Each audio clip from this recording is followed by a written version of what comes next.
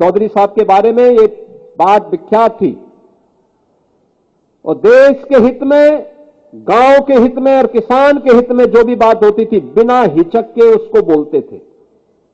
उन्होंने कहा था जब तक किसान गरीब रहेगा भारत अमीर नहीं हो सकता।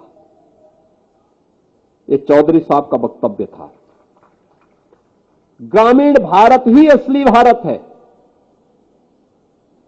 ये चौधरी साहब का वक्तव्य था। भारतवर्ष की समृद्धि का मार्ग देश के खेत एवं खलिहान से होकर के गुजरता है, यह भी चौधरी साहब ने ही कहा था।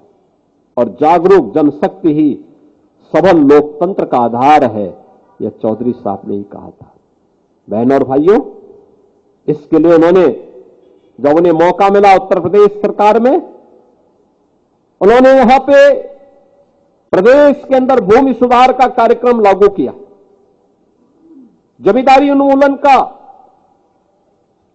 और भूमि सुधार अधिनियम के माध्यम से उन्होंने महत्वपूर्ण भूमिका का निर्वहन किया।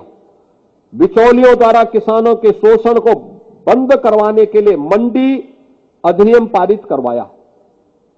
उत्तर प्रदेश में होल्डिंग अधिनियम के समेकन में प्रमुख भूमिका की व्यवस्था की। पटवारी व्यवस्था का भी उन्मूलन किया।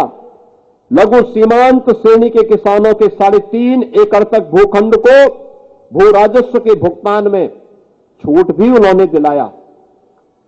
उर्वरकों को बिक्री कर से मुक्त कराया।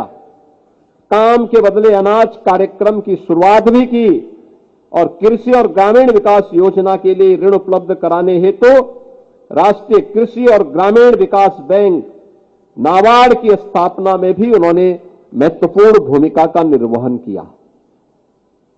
बहनों और भाइयों, ये सभी का परिणाम है। 2017 में जब हमारी सरकार बनी, उत्तर प्रदेश में कृषि उत्पादन की दर, जो विकास दर थी, वह मात्र 60% थी। और आज मुझे बताते हुए प्रसन्नता है, 8 वर्ष में ईमानदारी से किए गए प्रयास, उठाए गए कदमों का परिणाम है आज उत्तर प्रदेश में देश की कृषि विकास की दर का 18% उत्तर प्रदेश, यहां पर हमारा अन्नदाता किसान अपनी मेहनत से प्राप्त कर रहा है। अभी हमने यहां पे तमाम अन्नदाता किसानों को सम्मान दिया है।